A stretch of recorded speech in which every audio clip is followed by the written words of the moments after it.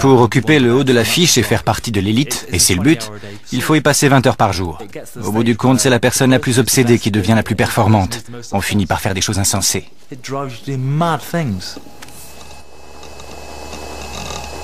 C'est la voix d'un pirate informatique, ou hacker, qui répond au pseudo en ligne de Phobos. Il refuse d'être filmé.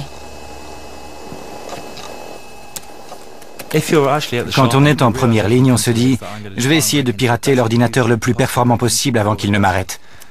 Alors autant ne pas se faire prendre en piratant celui de la librairie du quartier, ce serait idiot. Autant se faire choper pour le piratage d'une banque. Ça risque d'être plus juteux.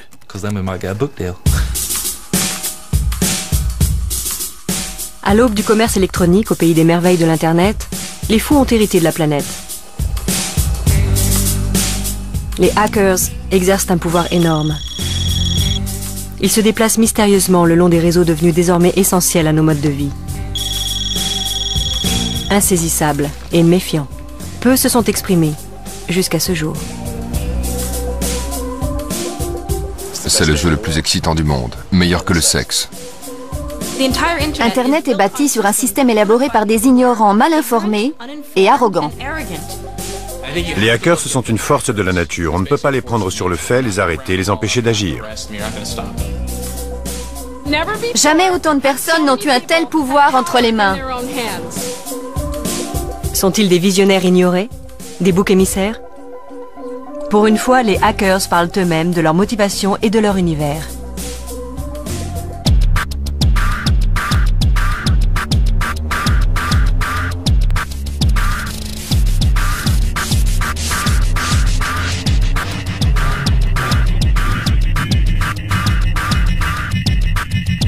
L'informatisation du monde tel que nous la vivons aujourd'hui a été engendrée par des illuminés de la technologie. Dans leurs rêves, Internet devait être un espace utopique de liberté et d'échange. Ils n'ont jamais envisagé que ce cyberespace devienne le supermarché virtuel qu'il est aujourd'hui. Certains hackers défient le système. Ce sont des black hats, des chapeaux noirs. Des cow-boys du XXIe siècle qui enfreignent les lois afin d'errer librement dans le cyberespace.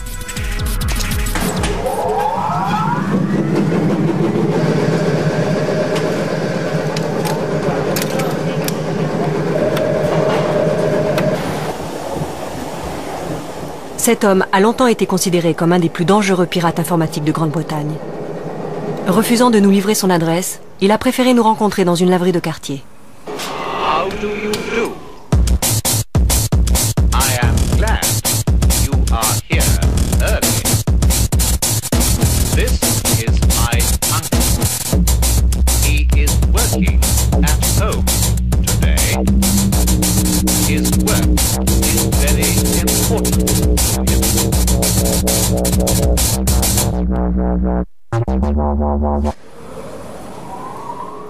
À 24 ans, il a déjà été arrêté 2 fois et inculpé pour avoir piraté plus d'une centaine d'ordinateurs centraux, une 50aine d'universités, le gouvernement et le ministère des Armées, British Telecom et la NASA.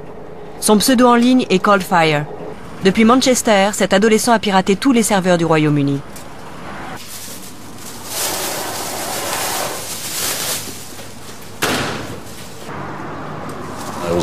Je piratais 24 heures sur 24. J'aurais même pu paralyser une grande partie des communications du réseau téléphonique international du Royaume-Uni.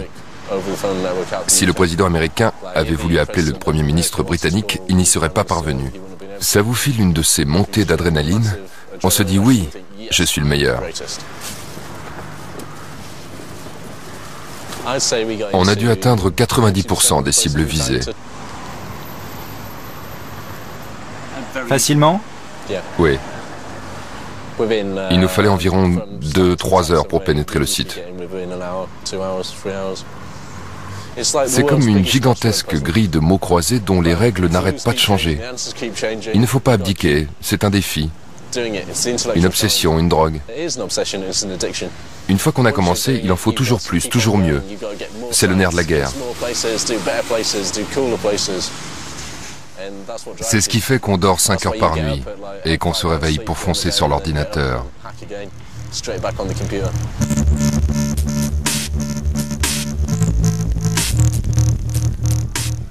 Phobos est en activité depuis près de 20 ans. C'est un super hacker qui élabore de nouvelles façons de pirater les réseaux commerciaux et ceux du gouvernement. Il n'a jamais été pris. Cette nuque n'est pas celle de Phobos.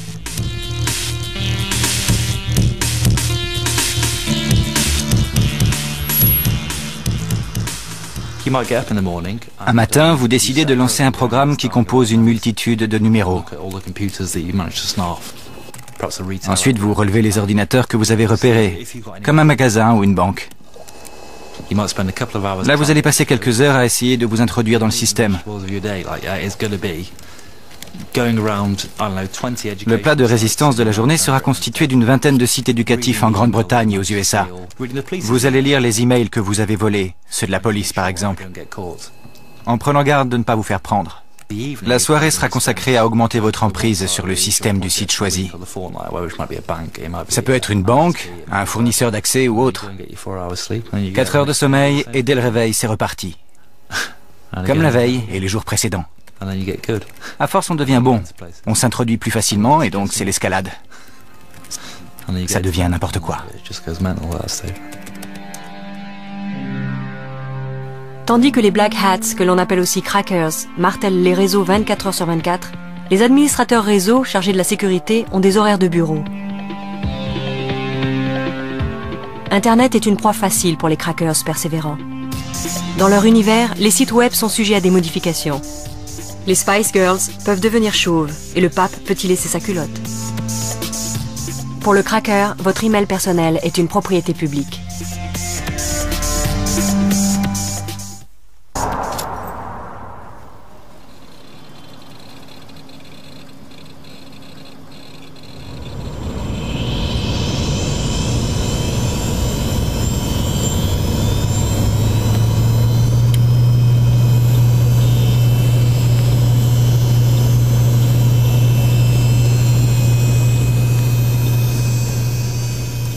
Cyber Junkie.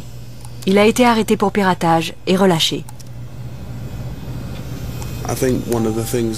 Internet peut avoir un côté obsessionnel dès l'instant où on ne contrôle plus sa propre vie. On a besoin d'exercer son influence d'une manière ou d'une autre. Beaucoup de hackers se disent « On m'a gonflé, maintenant c'est à mon tour ».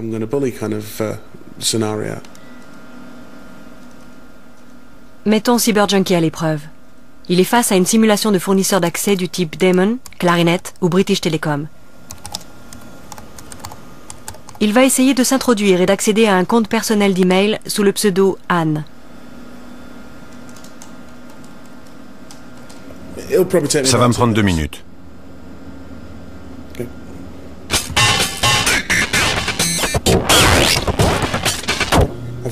J'ai un accès total à la machine.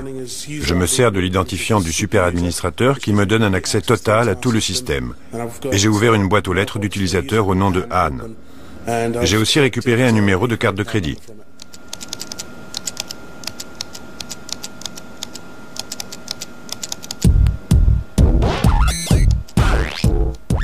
En dépit de la vulnérabilité d'Internet, qui n'a pas été conçue pour les transactions confidentielles, le commerce électronique et les systèmes de banque en ligne ont continué à se développer. En août 2001, la police est intervenue lorsque la banque Internet Egg a déploré la perte de milliers de livres sterling sur des comptes en ligne. Pour Phobos, le piratage d'Egg n'est qu'un début. J'étais stupéfait la première fois que j'ai vu une banque en ligne. Je piratais déjà les ordinateurs depuis une vingtaine d'années. Je n'en croyais pas mes yeux quand mon ami s'est connecté et m'a dit qu'il avait accédé à son compte. Je lui ai demandé s'il pouvait transférer de l'argent à partir de ce système ou s'il fallait une confirmation écrite. Et quand il m'a répondu qu'il suffisait de rentrer le numéro de compte et de transférer l'argent, j'ai trouvé ça incroyablement vulnérable.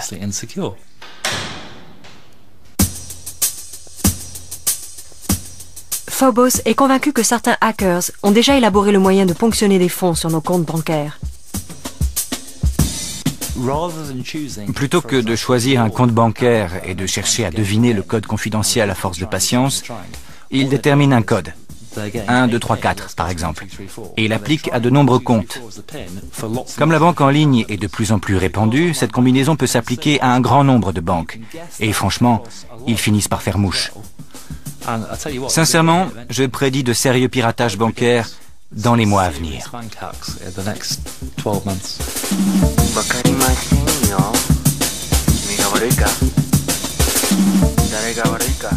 Le moyen le plus facile de s'introduire dans un réseau informatique est de passer par la grande porte.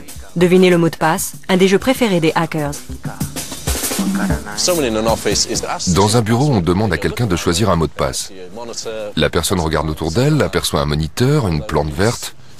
On utilisera son nom ou une sorte de combinaison de son patronyme. Ses initiales, une date de naissance, le nom de sa fille ou de sa mère, bref. C'est une question d'intuition. On sent le type de mot de passe à essayer et la plupart du temps on parvient à s'introduire. Les mots de passe sont simples, sinon les gens ne s'en souviendraient pas. Pour un hacker, la panacée consiste à trouver le mot de passe de l'accès administrateur. C'est une sorte de clé maîtresse qui contrôle tout un réseau informatique. Même ces mots de passe-là sont parfois simples à deviner. Une fois, j'ai trouvé une ligne de dialogue concernant le système d'une grande banque de High Street. Sur Unisystem, il y a un compte appelé Racine qui contrôle tout. Et le mot de passe de ce système, Racine, était justement contrôle. Identifiant Racine, mot de passe contrôle, c'est tout. Vous êtes aux commandes. C'est aussi simple.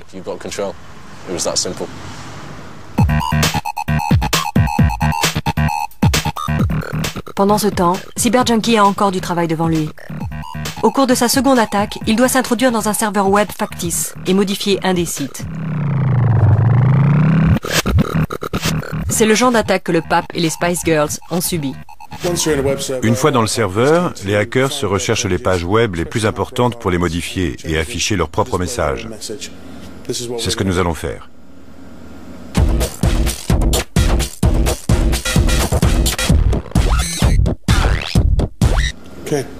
Voilà, j'ai fait une petite modification. J'ai introduit le mot pirater sur le site web. Si une machine est vulnérable, il faut aussi peu de temps pour s'introduire et en prendre le contrôle.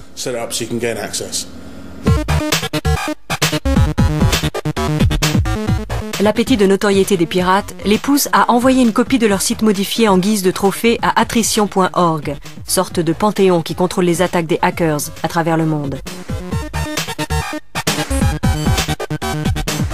Maintenant qu'il a accédé au système, CyberJunkie utilise un des outils favoris des hackers, un troyen.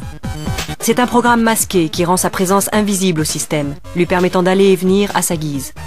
Méfiez-vous des inconnus qui vous offrent des cadeaux.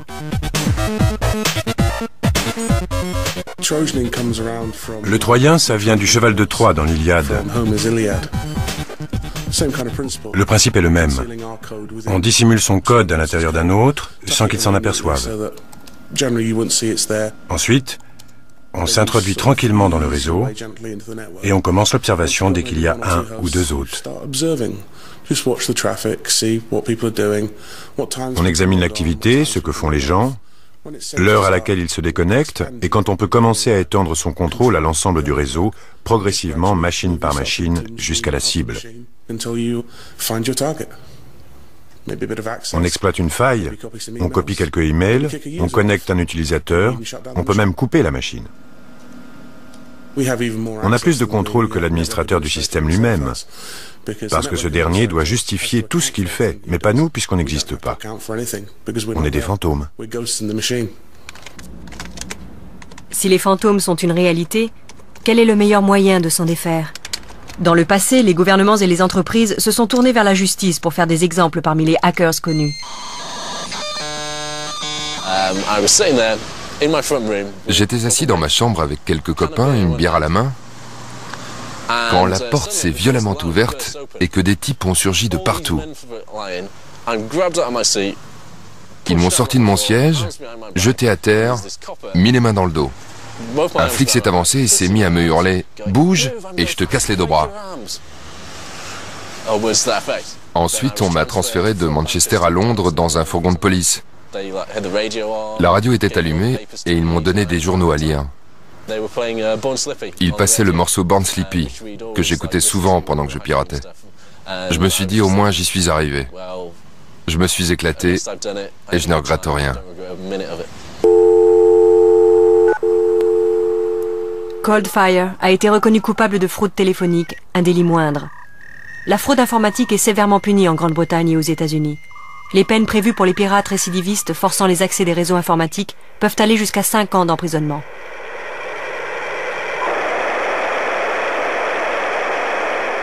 Mais les poursuites judiciaires ont été rares jusqu'à présent.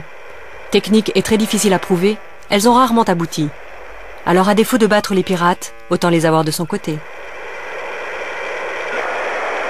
Robert Steele est un ancien agent de la CIA. De son point de vue, pour le moins non conformiste, les hackers ne sont pas la cause du problème, mais ses symptômes.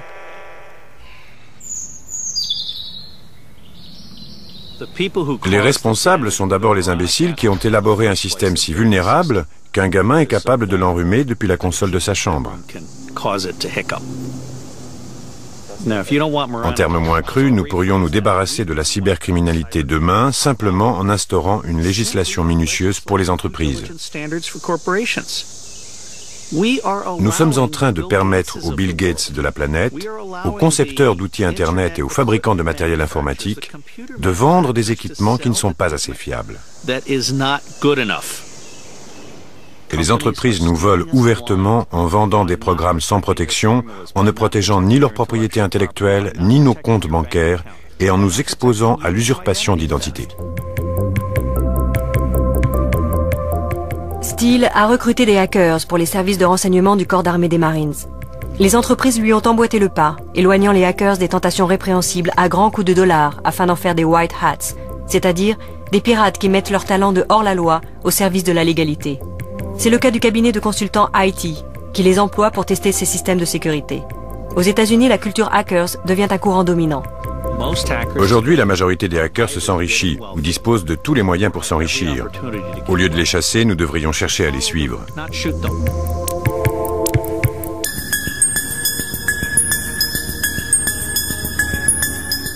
De nos jours, les ordinateurs sont à la portée de tous. Mais ce n'était pas le cas dans les années 60, lorsque les premiers hackers prenaient un café avant de lancer une session. Ces premiers pirates étaient des étudiants en informatique boutonneux du MIT, l'Institut de technologie du Massachusetts. Paul Taylor, de l'université de Salford, s'intéresse au cas de ces hackers depuis près d'une dizaine d'années. À l'époque, pour héberger la puissance d'un de nos ordinateurs modernes, il fallait dédier un laboratoire gigantesque, une pièce de la taille de celle-ci. L'accès à l'ordinateur était restreint. Les hackers pirataient donc des unités centrales. Avec la multiplication des réseaux informatiques à travers le monde et avec la révolution des ordinateurs individuels, la communauté des hackers a proliféré en dehors du MIT. Depuis le milieu des années 80, nous avons connu un vaste mouvement social destiné à diaboliser les hackers pour en faire de méchants anticonformistes. Ce phénomène s'est accompagné simultanément d'une prise de conscience de la vulnérabilité de notre système informatique.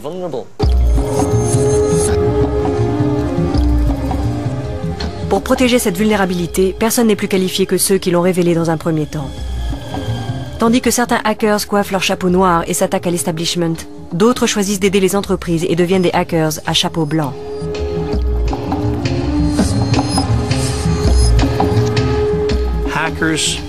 Dans l'ère que nous traversons, les compétences des hackers n'ont pas de prix.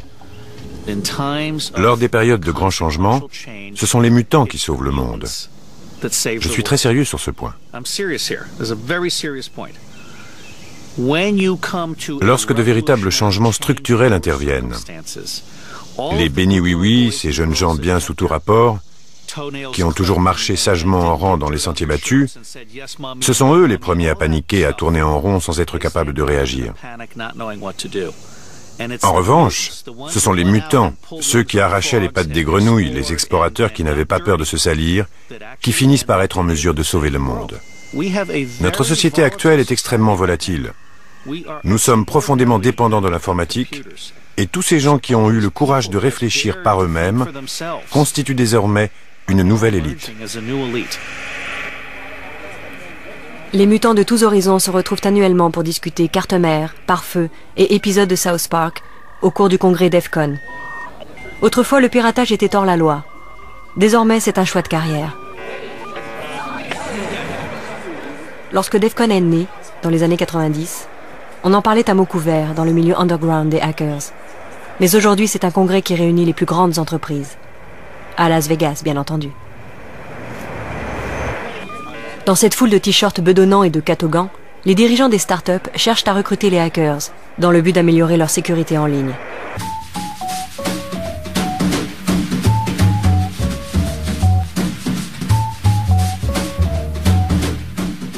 Même les jeunes pirates expulsés des écoles planifient leur carrière dans l'industrie informatique.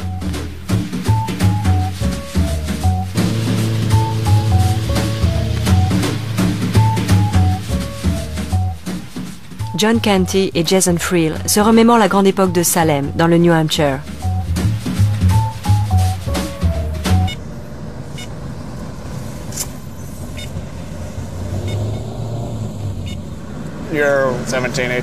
Vous avez entre 17 et 19 ans. Vous êtes à l'école et les ennuis commencent. Je me suis fait coincer pour des trucs stupides, rien de très grave.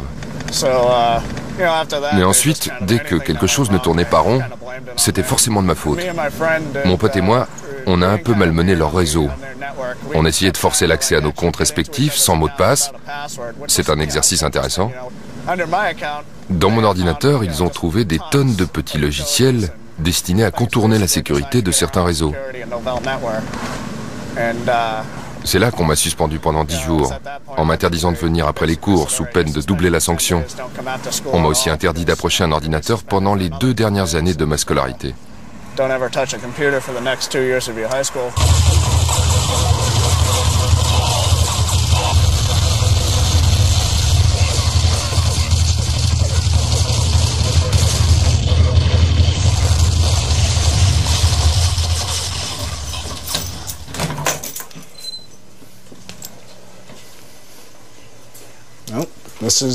Voici ma tanière, mon frigo.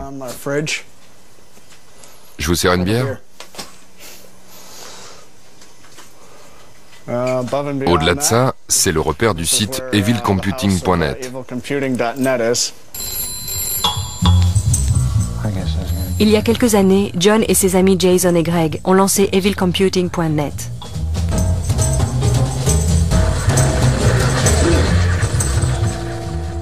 Leurs talents de hackers n'ont pas été appréciés à l'école, mais à présent, ils vivent du piratage en aidant les sociétés locales à tester les failles de leur sécurité en ligne.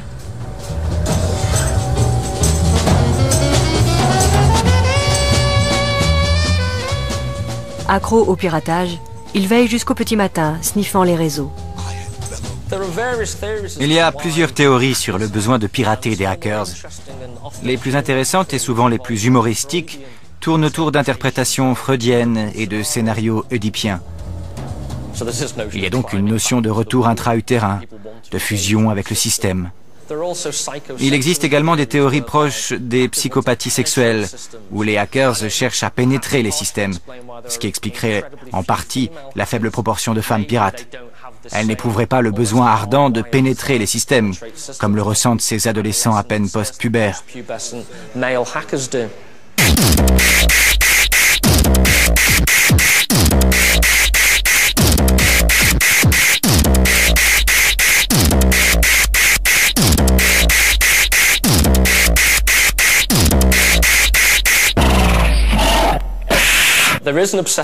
Il y a un élément obsessionnel propre à l'informatique en général.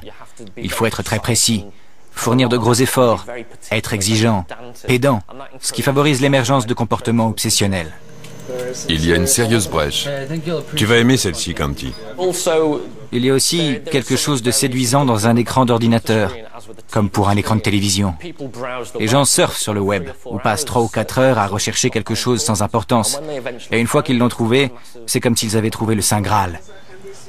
Si on analyse objectivement, ils n'ont rien fait d'autre que se mettre en transe pendant des heures pour un très maigre résultat.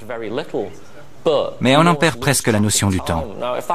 Si ce phénomène peut se produire pour une chose aussi banale que la navigation sur Internet, lorsque vous essayez de pirater le Pentagone, vous risquez d'émerger 8 heures plus tard sans réaliser où vous étiez. On perd la notion du temps. On ne pense qu'à franchir l'étape pour passer à la suivante. On est absorbé et d'un coup, tiens, j'ai passé 6 heures derrière l'écran. On est bien plus concentré sur le résultat que sur ce qu'on fait. J'ai eu une correspondance émouvante avec un hacker qui disait que si on lui retirait son ordinateur, il se sentirait comme abandonné dans le désert, sans eau. Son corps avait besoin d'un contact physique avec les ordinateurs. Les hackers manifestent donc aussi des tendances obsessionnelles.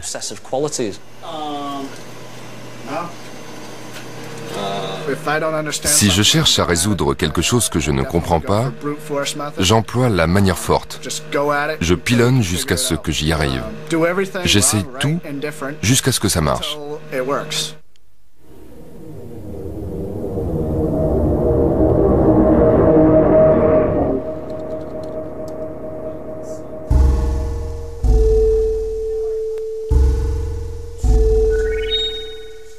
Son pseudo est Tommy Pickles. Proche de la trentaine, il est obsédé par les ordinateurs depuis l'âge de 8 ans.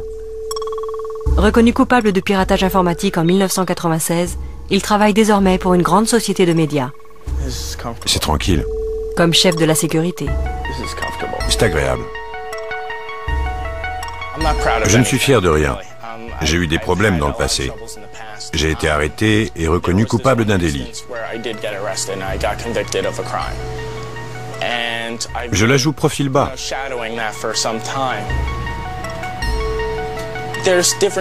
Il y a différents types de hackers. Les white hats et les black hats. Les white hats sont des hackers qui poursuivent un but noble, comme la sauvegarde du monde, la sécurité des gens.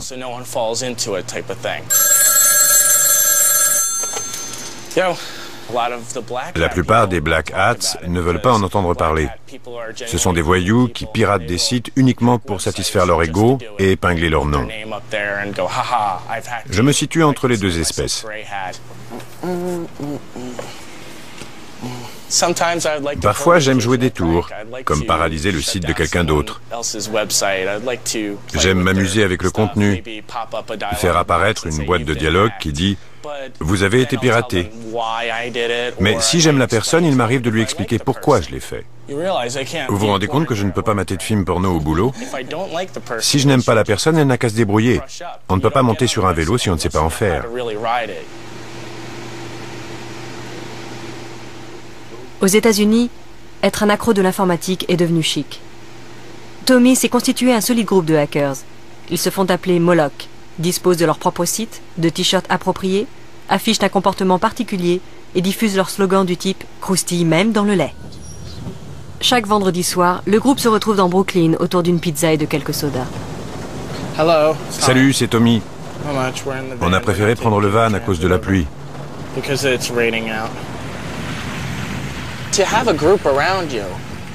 On se sent plus en sécurité avec un groupe autour de soi. Le fait de savoir que d'autres partagent les mêmes idéaux que vous à un moment donné.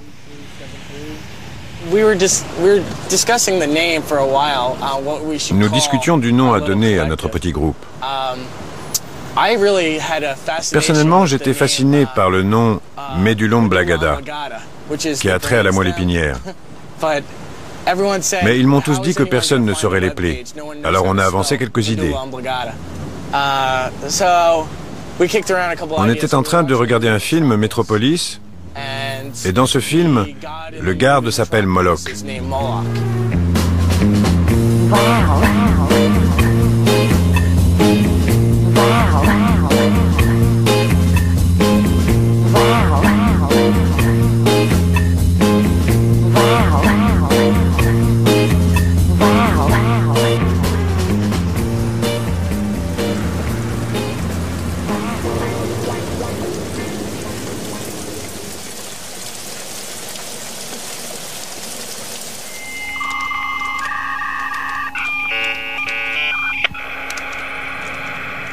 Bienvenue dans la nouvelle classe dirigeante. Ils occupent des postes bien rémunérés dans la sécurité informatique. Mais les membres du collectif Moloch continuent à se conduire en adolescents et restent des marginaux vis-à-vis du monde de l'entreprise. On est des nuls. On aime le terme. On est des nuls avec du talent. C'est la meilleure manière de nous décrire. On est fiers d'être des nuls à présent. On a toujours été des marginaux. Et ce qui est génial, c'est que maintenant, on s'est trouvés. On appartient enfin à quelque chose. On a tous grandi en marge des groupes sociaux, en marge de l'école. On s'est beaucoup fait chambrer. Peu d'entre nous ont eu une vie amoureuse au lycée. Les profs ne nous aimaient pas non plus, parce que notre forme d'intelligence leur faisait peur. On exige des réponses qu'ils n'ont pas. Beaucoup d'adultes paniquent quand on leur demande « Mais pourquoi ?» et qu'on ne se contente pas d'un vague « C'est comme ça ». Je passais toujours dans la classe supérieure, bien que j'ai rapidement commencé à faire le tri des cours, parce que certaines matières étaient trop disséquées. Soyons francs, on gagne tellement plus que tous ceux qui nous chambraient au lycée que c'est indécent. Ce sont tous des losers. Tu ne rêves pas de faire réparer ta voiture dans le garage où ils travaillent? Ils n'ont pas assimilé les bonnes compétences au lycée. Ils étaient trop préoccupés par les soirées et tout ça. Maintenant, ce sont des ratés qui bossent dans les stations-service.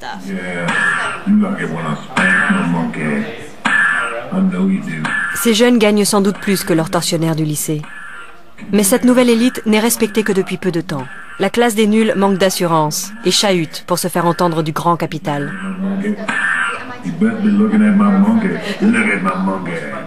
Ils refusent d'écouter une bande de cinglés, mais tout Internet est bâti sur des systèmes élaborés par des ignares mal informés et arrogants. Et il ne faudrait pas grand-chose pour que tout s'effondre en un clin d'œil. Et ça, c'est effrayant. Ils préfèrent blâmer les hackers dès qu'il y a le moindre problème. Un jeune hacker va déceler une brèche dans une société et envoyer un email à l'administrateur de réseau pour le prévenir et lui suggérer d'y remédier. Systématiquement, c'est presque un cliché, l'administrateur va lui renvoyer un email qui dit « On va t'avoir, petite crapule. Comment oses-tu tester notre réseau ?»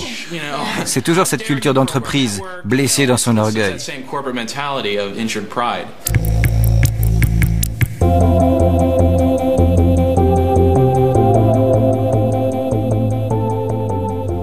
Les hackers ont l'argent, mais il leur reste à développer leur influence dans le paysage politique. Pendant leur congrès de Las Vegas, ils exercent leur droit de port d'armes. Sur Internet, ils sont également nombreux à riposter, se servant de leur talent de pirates pour que le monde voie le cyberespace à leur manière. Il existe un univers moral parallèle. Le hacker underground a son propre code éthique. Et il dispose d'un pouvoir énorme pour se faire entendre des gouvernements et des grandes entreprises. Les hackers ne défilent pas dans la rue. Ils peuvent manifester depuis chez eux, taguer un site web grâce à des graffitis électroniques ou faire sauter un serveur.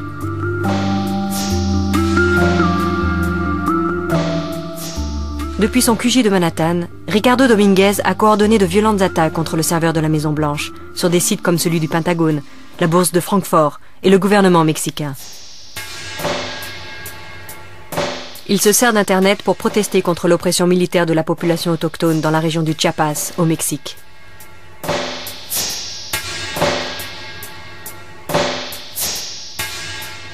La révolution mexicaine.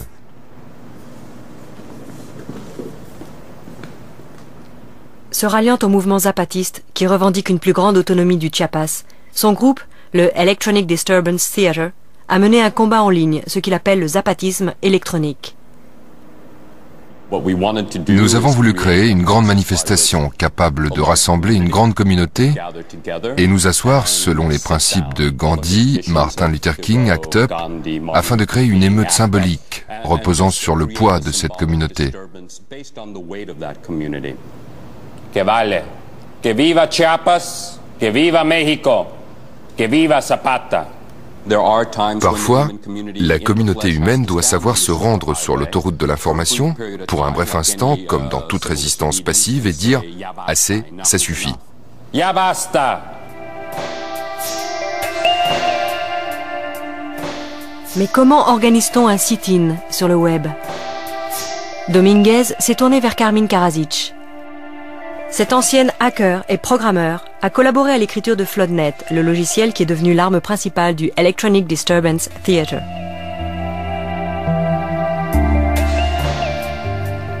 Floodnet a automatisé le procédé de téléchargement. Depuis leur PC, les gens ont la possibilité de télécharger un site web automatiquement, toutes les 7 secondes. Lorsque, travaillant en groupe, un nombre suffisant d'utilisateurs est connecté, le site visé est rapidement submergé. Floodnet est une application Java qui recharge le bouton de rafraîchissement en continu, en fonction du nombre de personnes qui participent à l'action. L'application agit comme une roue qui, à chaque passage, appuie sur une touche et demande « Je veux des renseignements ». Le site répond « Oui, les voici ». « Bonjour, je veux des renseignements ». « Oui, les voici ». « Bonjour, je veux des renseignements ». « Bonjour, je veux des renseignements ». « Bonjour, je veux des renseignements ». « Je veux des renseignements ». « Je veux des renseignements ». « Je veux des renseignements ». La fréquence accélère et le serveur finit par dire « Je ne peux plus fournir ». Une déclaration politique dans le cyberespace se doit, selon moi, d'être collective. Elle ne doit pas refléter une opinion personnelle, mais celle de milliers de personnes. En 1998, afin de protester contre les événements du Chiapas, Dominguez a organisé un gigantesque sit-in en ligne à travers Floodnet, prenant pour cible le site web du président mexicain. Notre action a duré 4 heures et rassemblé 38 000 personnes à travers le monde. Beaucoup d'entre elles ont reçu le message provenant du site du président Zedillo. En raison d'un trop grand nombre de demandes, nous vous invitons à réessayer plus tard. En parvenant à squatter le cyberespace grâce à Floodnet, le Electronic Disturbance Theater a mené la contestation sur un nouveau terrain, celui de la résistance passive en ligne. Un mélange de hacking et d'activisme que l'on qualifie désormais de hacktivisme. Le cyberespace confère un pouvoir individuel à ceux qui daignent s'imprégner de sa technologie. C'est à la portée de tous, il suffit de le vouloir. Je suis convaincu que ce nivellement des privilèges donne la chair de poule au gouvernement. Car nous donnons aux individus les outils nécessaires pour agir. Et surtout, nous sommes en mesure de mobiliser les gens à une échelle mondiale en temps réel.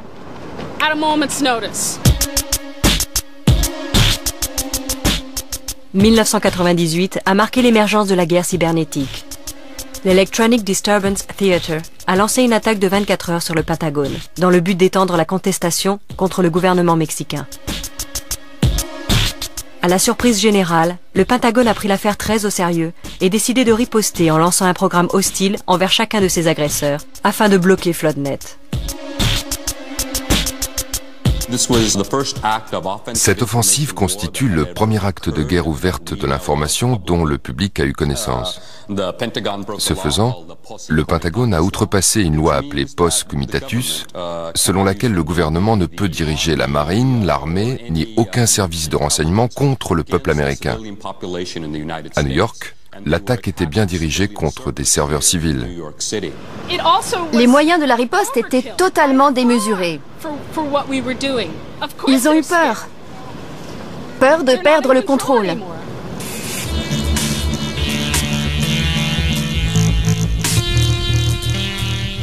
D'autres groupes ont adopté les méthodes du Electronic Disturbance Theater.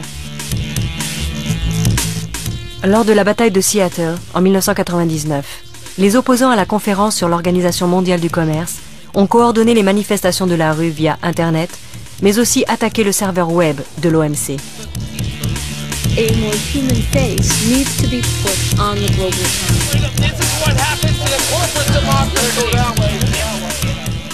À New York, William Taylor, connu des internautes sous le pseudo Révérend Billy, mène la guerre en ligne contre les ambitions impérialistes de Disney et la société des cafés Starbucks.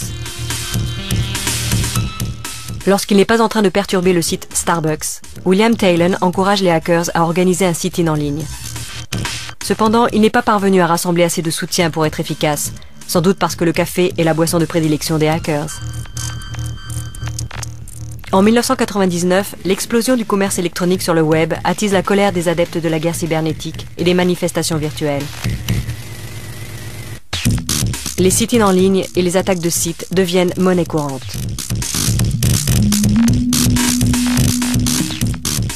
Depuis Washington, Anita Ramasastry a examiné les nouveaux moyens que les hackers ont mis en œuvre pour contrer ce qu'ils considèrent comme un détournement commercial de leur web.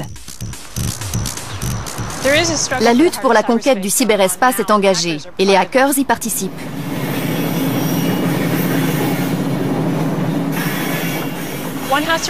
Il faut se souvenir qu'à l'origine, Internet était un espace largement ouvert et sans réglementation. Il y avait un côté anarchique, mais la liberté stimulait l'innovation. L'idée maîtresse était celle d'un espace universel, accessible à tous. À présent, non seulement les entreprises sont de plus en plus présentes sur le web, mais elles plagient et brevettent tout ce qui s'y trouve, des publications à la technologie, jusqu'aux programmes que l'on utilise pour accéder à l'information. Aujourd'hui, on assiste donc à un retour de manivelle. Les gens se battent pour l'esprit d'Internet. Internet doit-il être la propriété des entreprises commerciales où il faut payer pour accéder à l'autoroute de l'information, ou au contraire, un espace libre auquel tout le monde peut avoir accès gratuitement? Selon moi, les hackers sont partisans de la liberté.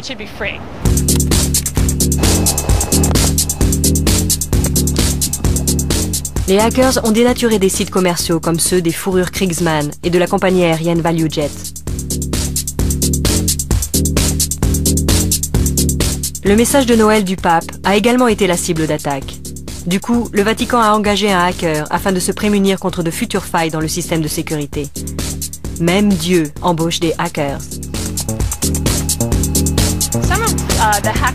L'activisme sévit essentiellement à l'encontre des sociétés qui violent ou ignorent certains des usages d'Internet. La netiquette, comme disent certains. L'Electronic Disturbance Theater a pris part au débat Internet et liberté au cours d'un conflit devenu célèbre. Le site etoys.com, avec un S, a violemment attaqué etoy.com, un site web suédois sur l'art qui existait depuis 1994. Mais 1999 était l'année du commerce électronique, et ce géant commercial s'est dressé pour dire que etoy.com, sans S, semait le trouble parce que les gens omettaient accidentellement de mettre un S, ce qui constituait un manque à gagner de plusieurs millions de dollars. Les tribunaux américains ont donc fait fermer le site suédois. Mais ce que etoys.com ignorait, c'est qu'un mouvement de résistance passive était déjà en marche. Et à Noël, nous avons lancé 12 jours d'action contre etoys.com, au cours desquels nous devions faire un sit-in virtuel jusqu'à ce que l'action d'etoys.com soit réduite à néant. Ainsi, au 15 janvier, etoys.com avait fléchi.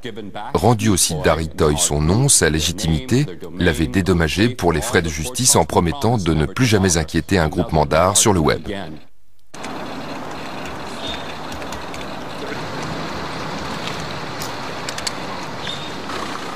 En Grande-Bretagne, l'activisme a infiltré les partis politiques par des rumeurs persistantes au sujet de hackers divulguant des documents sensibles du gouvernement et dénaturant les sites web du Parti travailliste et du Parti conservateur. Chez les travaillistes, la photo de Tony Blair a été remplacée par celle de sa marionnette, sous-entendant que l'ensemble du parti n'était qu'une bande de guignols. Et côté conservateur, une croix gammée a été placée derrière la tête de John Major. Cyberjunkie a été en première ligne de l'affaire et interrogé par la police au sujet du piratage des ordinateurs du Parti travailliste. Bien sûr, il a été relâché, faute de preuves. En tant que hackers, nous avons un besoin viscéral de contrôle. Nous aimons contrôler Internet et les ordinateurs. L'activisme ou le piratage politique n'en est que le prolongement, une manière de commencer à contrôler le monde environnant. Selon moi, la meilleure forme d'activisme serait une attaque subtile destinée à pénétrer le site et à modifier l'information qu'il contient. Par exemple, un manifeste sur un site politique. Il ne faut pas que ça saute aux yeux. Il faut juste modifier le contenu. Ensuite, on laisse l'information se répandre. Et il y a fort à parier qu'elle mettra longtemps avant d'être découverte. Mais il existe des cyniques dans le cyberespace. Tous les hackers ne croient pas à l'activisme. Pour Phobos, le piratage est un délit et l'activisme n'est qu'un moyen de justifier ce délit. Ils ont découvert ce que moi et bien d'autres avons découvert. En l'occurrence, qu'il est grisant de pénétrer les ordinateurs d'autres personnes. Seulement, ils ne sont pas assez intelligents, ou n'ont pas encore assez perdu de crédibilité pour admettre que c'est ce qui les pousse à agir. Alors ils essayent de se convaincre, en se disant qu'ils piratent des ordinateurs parce qu'ils n'aiment pas les pédophiles. Alors ils vont pourchasser les pédophiles. Ou encore, qu'en forçant l'accès des ordinateurs, ils attirent l'attention sur leur vulnérabilité dans le but de faire progresser les systèmes de sécurité. C'est absurde. Ça revient à faire exactement ce que je faisais et ce que font un tas d'autres personnes, à savoir qu'ils forcent l'accès des ordinateurs parce que ça les amuse, que c'est grisant et que ça leur donne un sentiment de puissance, rien d'autre.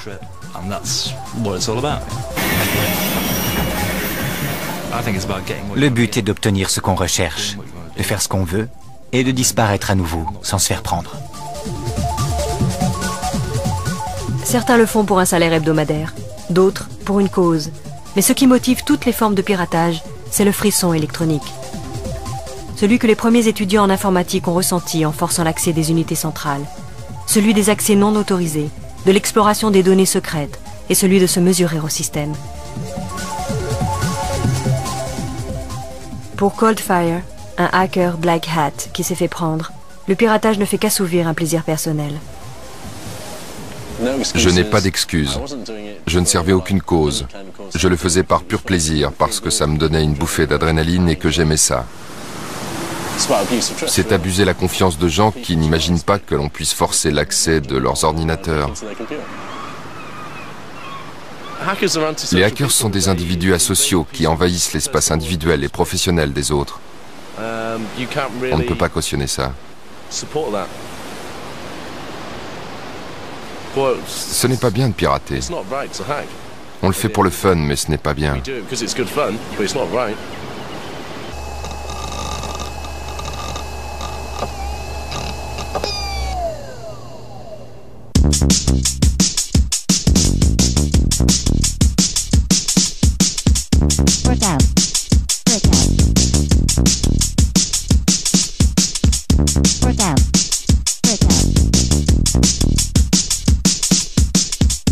Vous pouvez maintenant éteindre vos ordinateurs en toute sécurité.